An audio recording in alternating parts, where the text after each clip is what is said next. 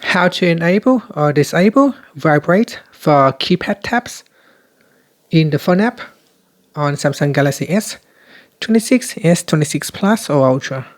First, let's go back to the home screen. Then open up the phone application. In here, tap on the More button at the top.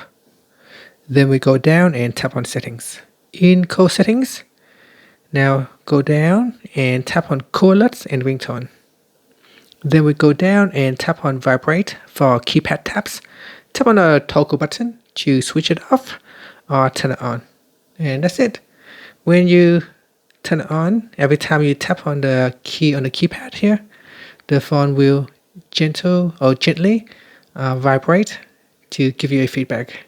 And that's it. You can switch it off if you do not want the vibration when you tap on the key. So here I can set switch it off.